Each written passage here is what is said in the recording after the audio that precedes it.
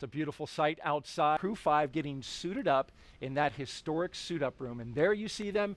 Everything went smoothly. You can see the astronauts there in their spacesuits after getting them fitted and Core tested. Countdown, And those T-minus 3 hours and 23 minutes. The displays are configured for crew ingress on schedule. That's our launch audio. We're going to pause whenever that comes up. But tell me a little bit about those custom flight suits, Bob. Well, Daryl, I've heard those suits referred to as space tuxedos by some of the SpaceX team, and they are custom fit, and they are, you know, what the crew needs to wear in case there was any sort of an issue inside of the capsule. And here they come, Crew-5. Crew they're ready for crew arrival, and crew are walking out of the O&C room now, on schedule. Indeed they are. And there they are. The astronauts of Crew-5 taking their first steps outside as they head to the pad. From left to right, cosmonaut Anna Kikina, Josh Cassada, Commander Nicole Mann, and Koichi Wakata.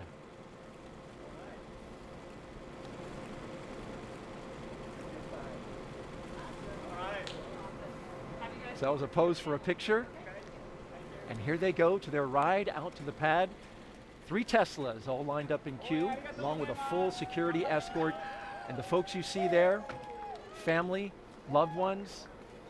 This is a moment to have an exchange, Bob. It is. It's an opportunity for the crew, if you will, to take a little bit of a break from the technical briefs that they've been having this morning as they got suited up and understood what the weather conditions were. They get a chance to say goodbye to their families, see some smiling faces, again, have a little bit of a relaxing moment with their families before they get serious again and head out to the launch pad. It can be an emotional moment. Absolutely. You know, for the Demo 2 mission, my son was super excited to yell Launch America. So that was the one thing that you could absolutely hear. Even inside the suit with our deep insert earplugs, you could hear that Launch America tune when he sang it out. Look at that license plate. I was just noticing that. Blast off. Yeah, Daryl, the SpaceX team has been creative with those license plates. It's always cool to see what they add to the Teslas to make the experience just a little bit personalized. It's a nice touch. As you can see, the media in the background positioning themselves for a good shot as the Teslas roll out with a full security escort on a 20-minute drive to pad 39A.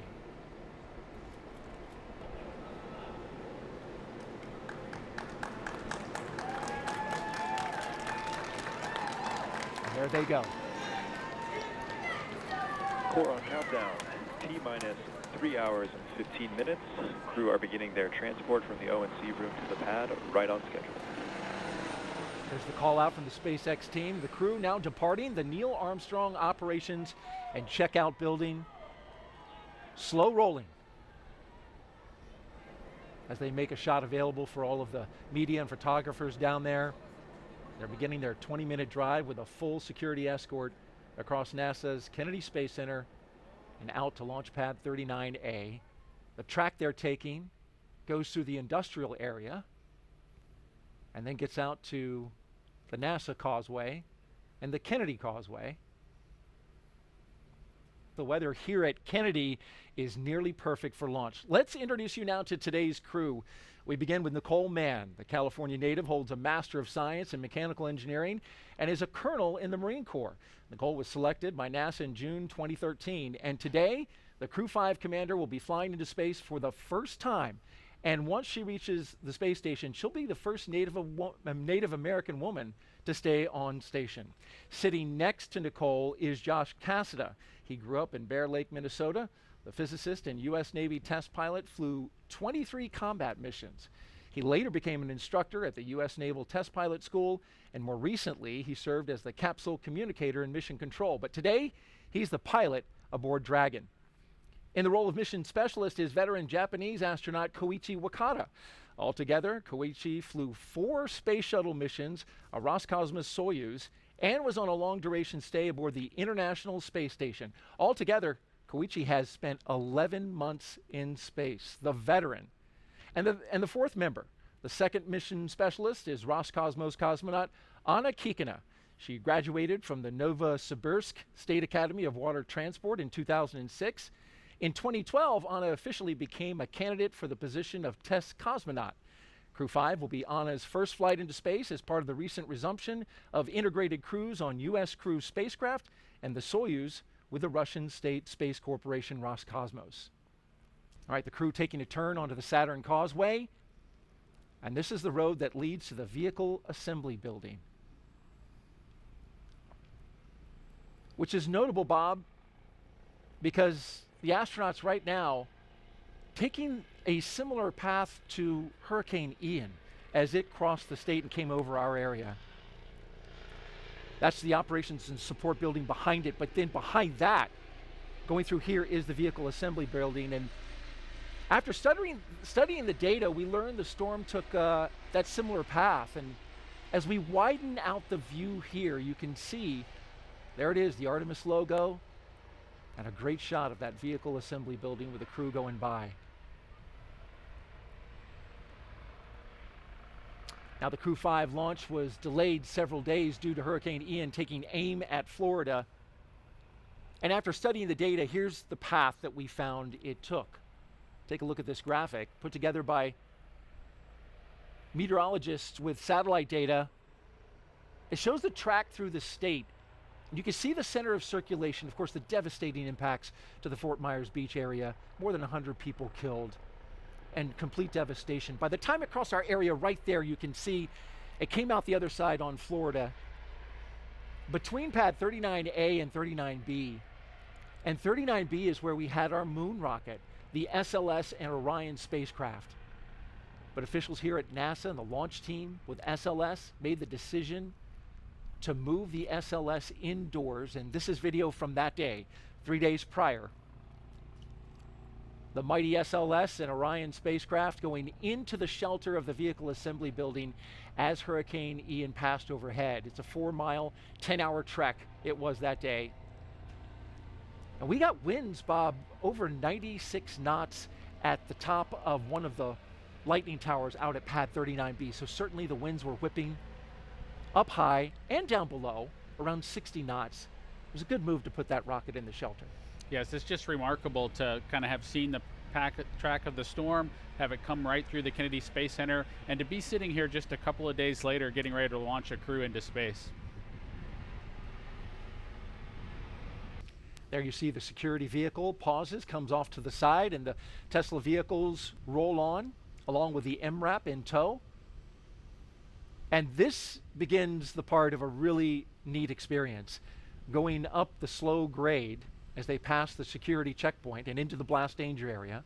This is an area only for the astronauts and the advanced team, as well as the closeout crew. It's a restricted area, and you go up that slow hill and you're looking right at that rocket. You know, Daryl, as you make your way to the launch pad, you kind of go through layers, if you will, of people that can be near you. So whether that's your family and your guests when you're back at the ONC building, but as you make your way to the pad surface, there are these milestones that you get past where you become more and more alone on your ride into orbit. And so heading up this hill to the launch pad surface, it's definitely a smaller group, and that group continues to shrink all the way to hatch closure. And in your case, until it was just you and Doug Hurley. That's true. It was just Doug and I, and of course all the support team that's reaching out to you via the radio to make sure that they're watching over and making sure that you're ready to head off into space. But it was definitely Doug and I alone with our thoughts. These 4 Crew-5 astronauts now actually on the pad surface. As you can see them driving onto it, there's a track that they just came over that goes around the launch pad. That's a relic from the space shuttle era, as well as the Apollo. There's the base of the rocket, and dead ahead, the elevators to the launch tower that will take them up to the top of the crew access arm and allow them to make entryway into the Crew Dragon.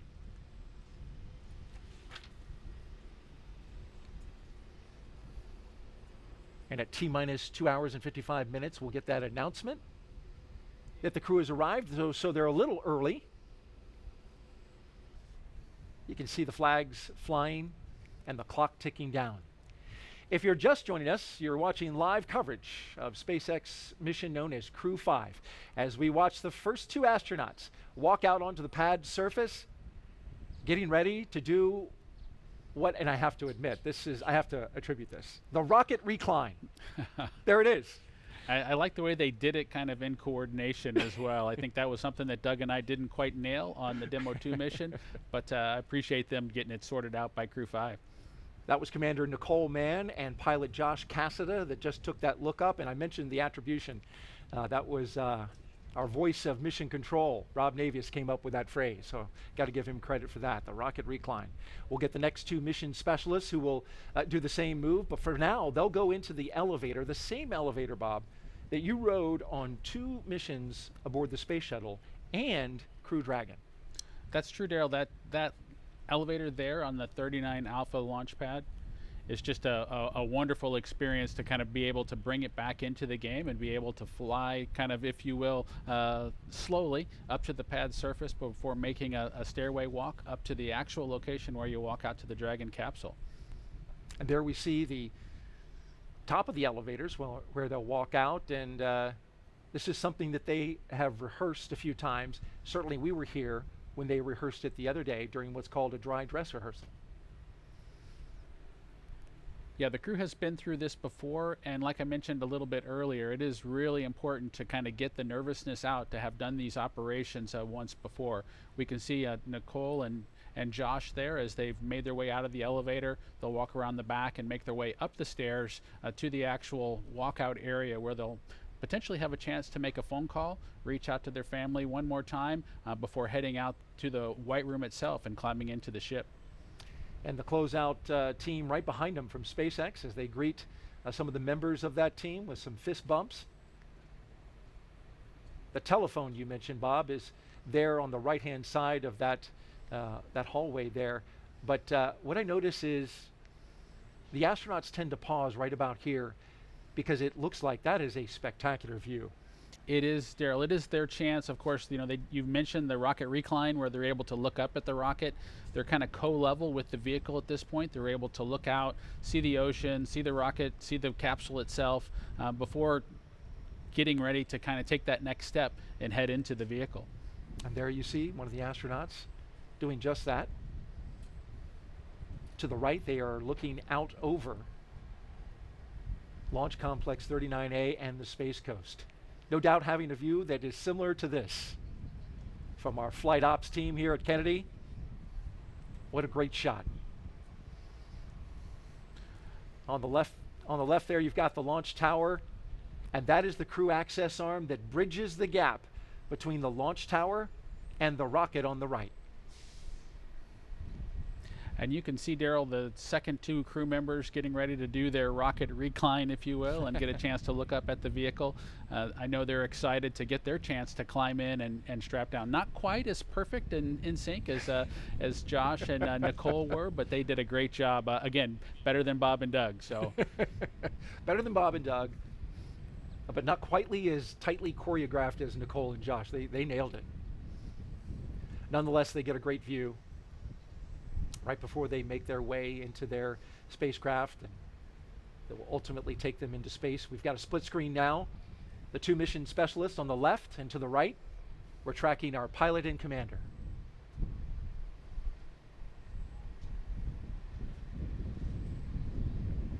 Now they stagger the astronauts in this fashion because everything is highly proceduralized, right? As they go through the lines, check off the mission milestones, and then also it's carefully choreographed because you want to have everybody being orderly as they get into the spacecraft. Absolutely, Daryl. There is a well choreographed checklist that the SpaceX team has on their tablets as they follow along with the crew accomplishing the steps in front of them. But remember, there's just a single hatchway and they need to go in sequence, and it wouldn't be helpful for all 4 of them to be there at the same time. So we do bring them in sequence, Nicole boarding first, followed by the rest of the crew. Looking at the launch tower there, pad 39A.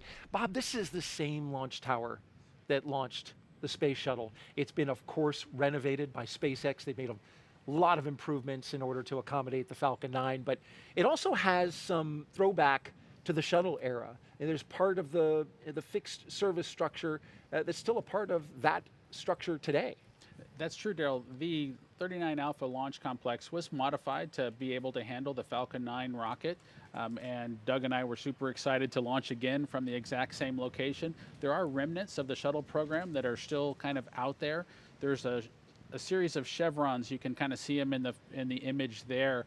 The kind of the yellow pathway, if you will. The crews go in the opposite direction there. Those chevrons point towards the slide wire baskets that they would use if they needed to do an emergency egress off the pad surface. Those slide wire baskets are a legacy item from the shuttle program. And here we go, the first two astronauts to board Crew Dragon. On the left, Josh Cassada, and on the right, Commander Nicole Mann. All smiles as they make their way down the crew access arm. You can see the fist pumps. They're definitely getting excited now as they get ready to board the ship.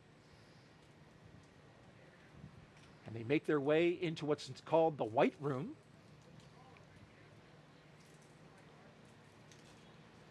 Do a photo op there.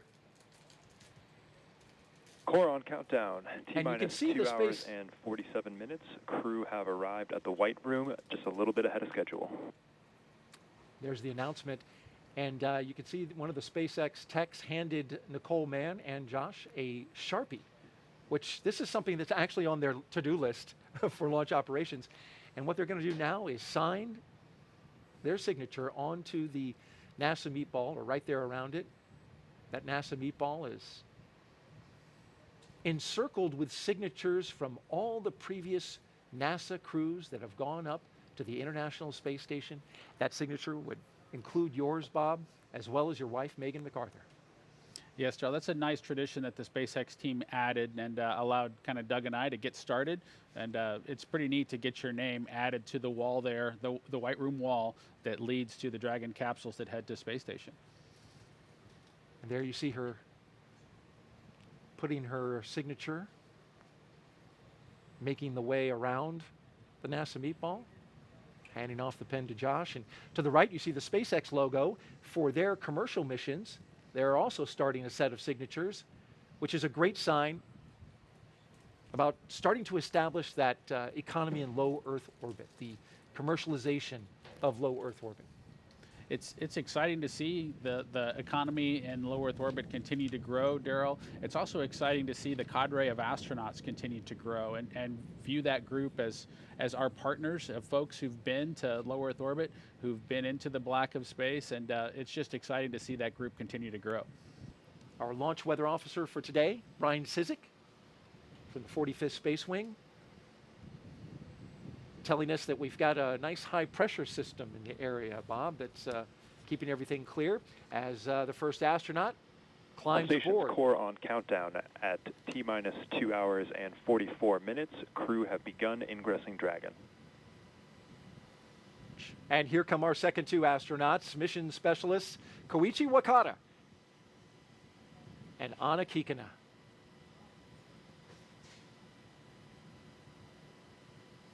They're next up in the White Room. Big thumbs up from Koichi. He's the veteran of this group, Bob. We got 3 first-time flyers and a guy that has a lot of experience in space. That's true, Daryl. You know, Koichi was in the astronaut office when I arrived a couple decades ago, you know, just having joined and trained as a shuttle astronaut, getting the opportunity to fly on his 3rd space vehicle kind of going forward here. It's got to be exciting for him to try on a new spaceship. And making his 5th flight into space. And our mission specialists will now put their signatures on the White Room as the commander and pilot finish up securing their 5-point harness into their seat, getting a snug fit, as you can see there. Josh Cassada making sure everything is lined up correctly. Looks like he's got 4 hands. But those are his gloves. I'm sure an extra set of hands couldn't hurt. Yeah, no, he just has the two hands, just like the rest of us, but he does have the gloves there kind of taken off to kind of give him some additional dexterity as he tries to work through getting all the strap-in process completed. You mentioned the 5-point harness, much like a racing harness that the astronauts strap in with. Likely they won't need all of the capability of that harness as they head into orbit and take their ride, but it does provide some capability should the emergency escape system be activated to really keep them strapped tightly into their seats. So very exciting watching them getting settled in. We've got this awesome view of the Falcon 9 with Dragon on top, crew on board already. We have been watching the crew since this morning make their way to the launch pad, climb up the fixed service structure, walk across that beautiful crew arm that you see there on your screen, and now they are getting settled into each one of their seats, and there is the Crew-5 crew there on your right-hand screen. And the crew will remain in these spacesuits through the ascent portion of today's flight. They'll be able to get out of their suits and get a little more comfortable shortly after liftoff, but for the portion that is the most dynamic portion of the flight, they will remain in those spacesuits. And the primary function of those spacesuits is to protect the crew in an event of a cabin depressurization. And if that would occur, the suit could inflate to provide a habitable environment long enough for the crew to return home. Not only is today an exciting day because it's launch day, but it's also a pretty exciting year, as this year marks Dragon's 10th year in operational flight. It took a lot of love and dedication to get here today, and we are still learning and innovating from each launch. From the beginning, Dragon was designed to eventually fly people. The Dragon hanging from the ceiling next to us was initially flown to certify SpaceX for cargo missions to the space station over 10 years ago, which flew in 2010. Yet a window was added to hint at our plans for flying crew in the near future. Now, of course, the Dragon behind us and the Dragon supporting today's mission taking Crew-5 to the space station are very different, a testament to how far we've come. It's been a little over 2 years since we flew Demo 2, which was on May 30th of 2020. And since then, SpaceX has been regularly flying crew missions for NASA to and from the International Space Station at an average cadence of one flight every 6 months since Crew-1. Dragon, ready for comm checks. Copy, Dragon. Stand by for umbilical comm check. And we did just hear those words that comm checks will be starting here shortly. Now on your screen, you're seeing some waves, some thumbs up, some goodbyes to the team on the ground. Once they close this hatch. PLT, MS1, MS2, comm check. CDR has you loud and clear. PLT has you loud and clear. MS1 has you loud and clear. MS2 has you loud and clear. Core, loud and clear. Umbilical comm check is complete. Stand by for ground station comm check. We did discuss Dragon, SpaceX. Confirm crew displays are configured for launch. Yoko, we would like to give a huge thanks to the NASA and SpaceX team, the thousands of people for their development, preparation, and training in getting Endurance and Crew-5 to the launch pad today, and your continued support in helping to make this a successful mission.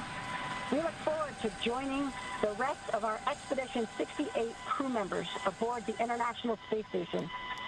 And a special thanks on behalf of all the crew to our family and friends. It is your love and support that help make dreams come true. Now let's do this. Crew-5 displays are configured for launch. Copy, and Nicole, Josh, Koichi, and Anna, on behalf of the entire team at SpaceX, good luck, Godspeed, and enjoy the ride. And those words from Nicole Mann, the first female commander of a Dragon, as she thanked the many folks that have helped get them to this point. Dragon is in configure for terminal count. Launch teams continue to report no issues, and everything remains green and for an on-time launch. Retract has started.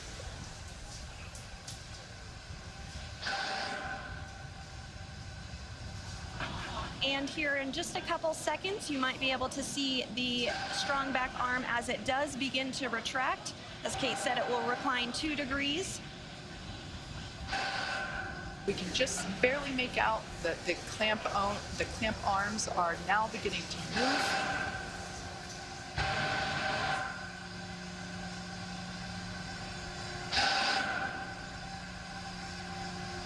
All right, now that those clamp arms are removed, as Sandra said, this will retract by 2 degrees, and then at liftoff, the strong back will retract another to 45 degrees, allowing Falcon 9 to clear.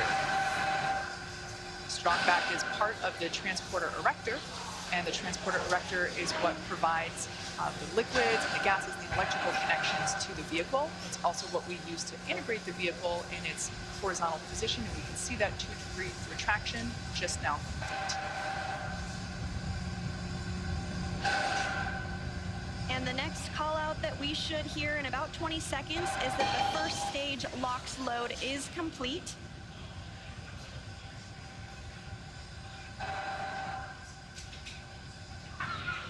Stage 1 LOX load is complete.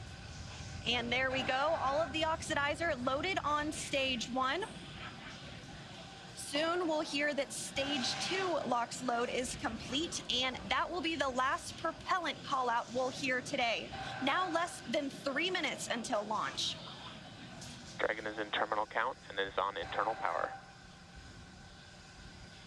All right, there we heard the good news that Dragon is now on internal power. Again, the white clouds that you see there at the base of the Dragon trunk, totally normal. That's just the vapor from the liquid oxygen. Again, second stage now wrapping up its LOX load. Excuse me, first stage wrapping up its LOX load just a few minutes ago, and now moving toward wrap up of second stage LOX load, which will complete at T-minus 2 minutes. Coming up on 2 minutes until liftoff, standing by for word that stage 2 LOX load has been completed.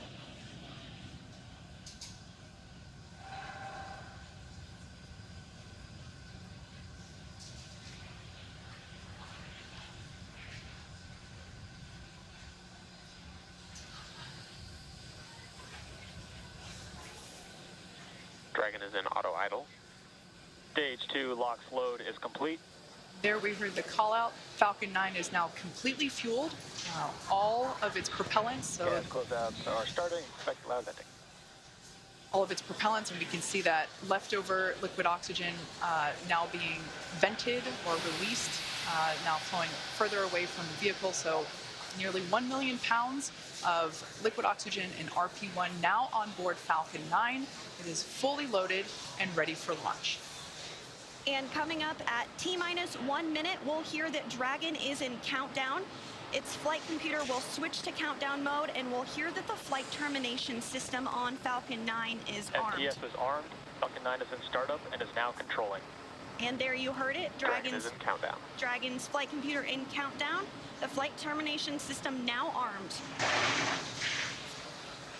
We should get the final go for launch from SpaceX launch director Mark Soltis. Dragon, SpaceX. Godspeed. Go for launch. SpaceX Dragon, go for launch. SpaceX T-minus reports 30 go. seconds. Crew reports go. 30 seconds until liftoff.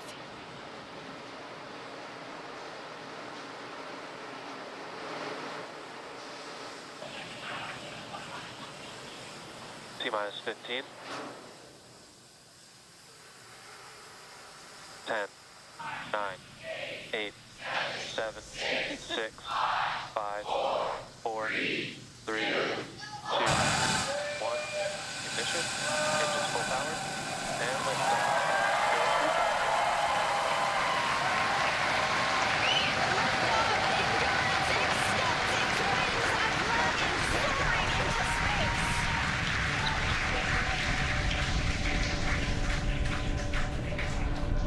Stage 1 propulsion is nominal. Vehicle is pitching downrange. Stage 1 propulsion is nominal.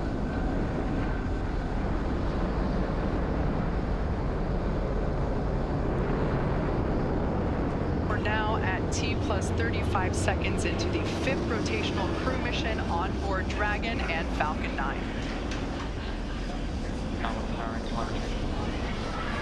Coming up in just a few seconds, we'll hear the call out for stage 1 throttle down. Stage 1 throttle down. Falcon 9 engines throttling down to help pass through the period of maximum dynamic pressure.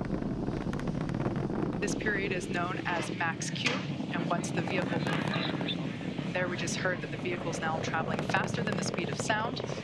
Once through max Q, we'll throttle those Merlin engines back up. Max Q. Stage 1 throttle up. Stage 1 throttle. Stage 1 Bravo. Copy 1 Bravo. That call out for 1 Bravo means we're in the second and final abort mode for the first stage, continuing to get good performance. The crew is already pulling over 2 Gs. And next up is going to be a couple of events in rapid succession. First will be engine chill on the second stage and back engine. And there you heard that call out. And then we'll have MECO, or main engine cutoff, where the 9 engines igniting will cut off in preparation for second stage separation. Then we'll see the single Merlin vacuum engine on the second stage ignite and continue to carry the Crew-5 astronauts to orbit.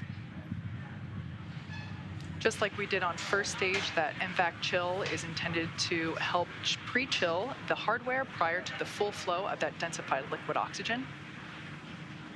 Stage 1 throttle down. At this point in time, those 9 Merlin engines are beginning to throttle down in preparation for MECO, or main engine cutoff.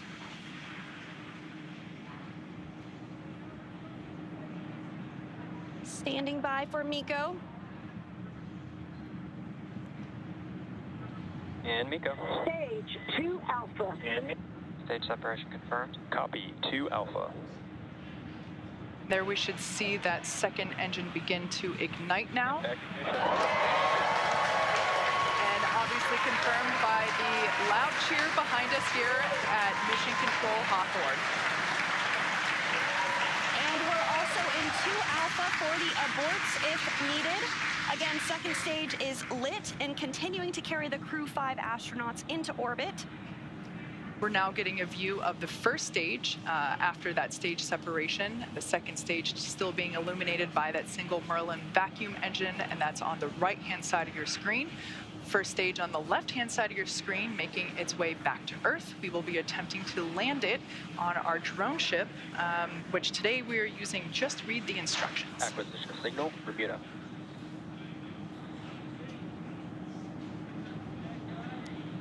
And we did hear that acquisition of the ground station in Bermuda. The first stage is continuing to make its way back to Earth, and the second stage is going to continue. SpaceX, trajectory nominal. Another good call, trajectory nominal. Dragon copy. Confirmation there from Commander Nicole Mann. You can also sort of see the Space Coast there in the background of the first stage on the left-hand side of your screen. It also looks like you can actually see the thrust plume created by the first stage as it's now rotating just out of screen. Second stage is going to continue firing until a little over 8 minutes into the flight, really doing the heavy lifting now, getting the crew into orbit. Everything continues to look nominal on both first and second stages. As I mentioned before, the first stage will be making a landing on one of our drone ships, which is currently parked a couple hundred miles off the coast of Florida in the Atlantic Ocean. So we can see now that... Dragon, SpaceX, trajectory nominal. Good confirmation there that we have good trajectory. The second stage now traveling over 5,400 miles per hour. Crew is pulling a little more than 1 G right now. That's going to continue to ramp up, peaking just before we get to second stage cutoff here in just a few minutes from now.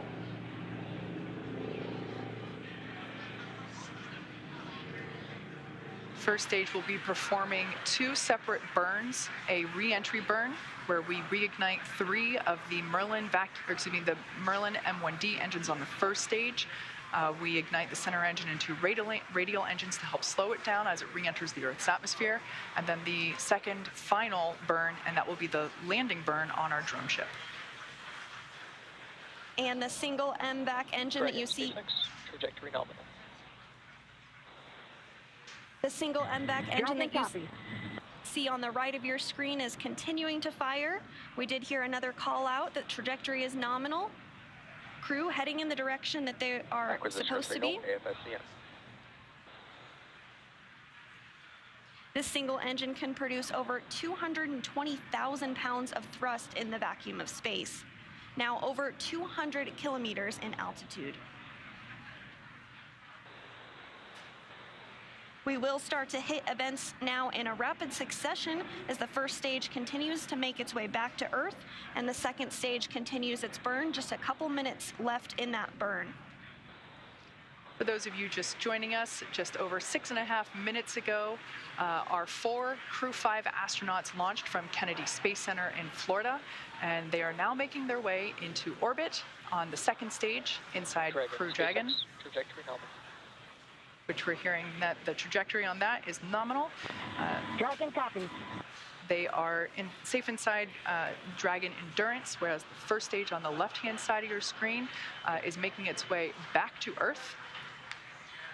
We are coming up to the re-entry burn, which, as I said before, we ignite 3 of the 9 Merlin engines to help slow the booster down as it re-enters the dense part of the Earth's atmosphere. As the entry burn completes, we'll be in the final... Stage 1, entry burn startup. So there we heard the Stage 2, call out. STS is safe.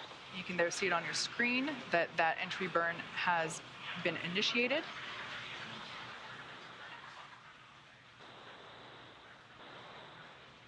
And as that entry burn completes, we'll be in the final different abort phases here shortly, which essentially correspond to areas along the very northeastern seaboard of the U.S. Stage 1, entry burn shut down. Great news, that entry burn was shut down, and then those last all the way across the Atlantic off the coast of Scotland for those abort zones.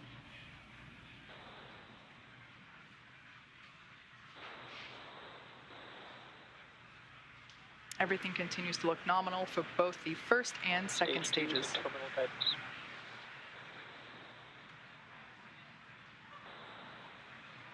And the crew with the second stage still attached is now traveling over 13,000 miles per hour. We're about 10 seconds away from SECO 1. Copy, Shannon. Shannon, Stage 1, transonic. That call out for Shannon, Ireland, indicative of our final abort zone.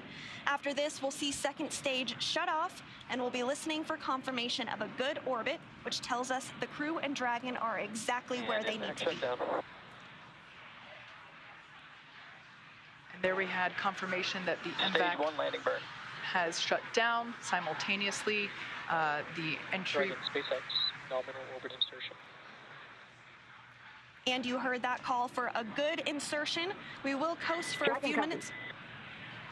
There we can see the drone ship coming into view as Falcon 9 attempts. Stage 1 landing leg deploy. You can see those landing legs have now deployed.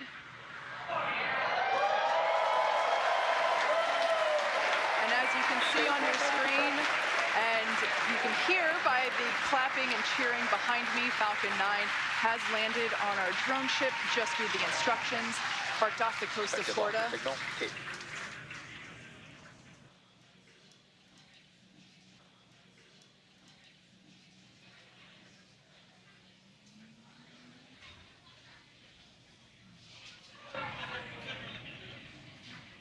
And there is separation. Dragon separation confirmed. And Dragon, this is your launch director. Dragon copies and Dragon, this is your launch director on Dragon. On behalf of the entire launch and recovery team, it was an honor and a pleasure to be a part of this mission with you. And while October 3rd may belong to the Mean Girls, October 5th will forever belong to Crew-5. Godspeed, Endurance. Cheers.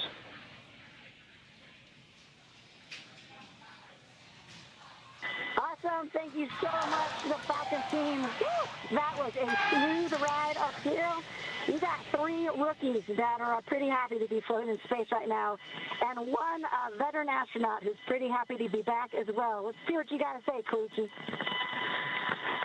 Falcon team, it was a smooth ride, and I see all the 3 happy faces here.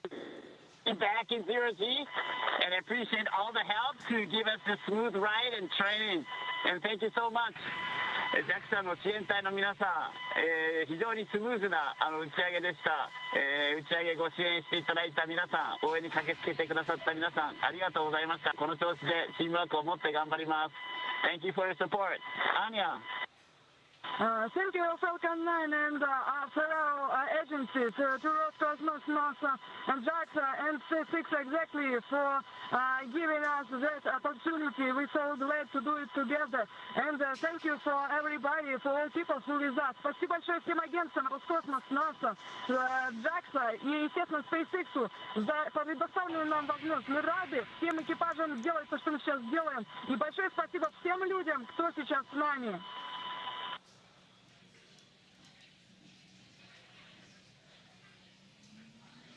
Some really nice words there from the Crew-5 crew, as well as... And Dragon Falcon 9C, thanks for the words. Had a great ride. Have a good mission. We'll see you later.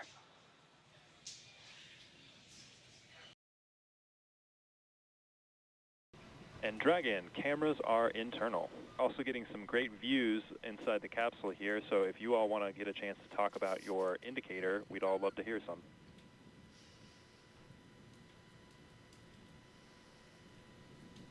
Absolutely, Mike. So, a couple years after he come up with his groundbreaking theory of special relativity, Albert Einstein, in his mind, still had a couple loose ends to tie up. While he was sitting in the patent office, because he wasn't famous yet, definitely should have been, he had what his happiest thought of his entire life. That thought was, person in free fall doesn't feel their own weight. That thought, along with some others that he built upon, led to general relativity and our understanding of gravitation and curvature of space-time. We're experiencing Einstein's happiest thought continuously, like the International Space Station has been doing for over 20 years. On Crew-5, call this little guy our free fall indicator. We're here to tell you there's plenty of gravity up here. In fact, that's what's keeping us in orbit right now and preventing this trip on a Crew Dragon from being a one-way trip. A little bit like life. We live in the same world, we live in the same universe. Sometimes we experience it in a very different way from our neighbors. We can all keep that in mind. Hopefully we can all continue to do absolutely amazing things, do it together.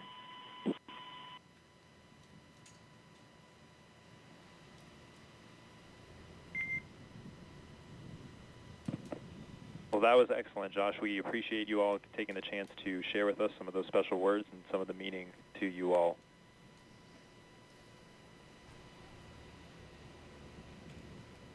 I tell you, my crewmates are just happy that we didn't break out a dry erase board and get into more detail. We'll chat lensing later. Absolutely.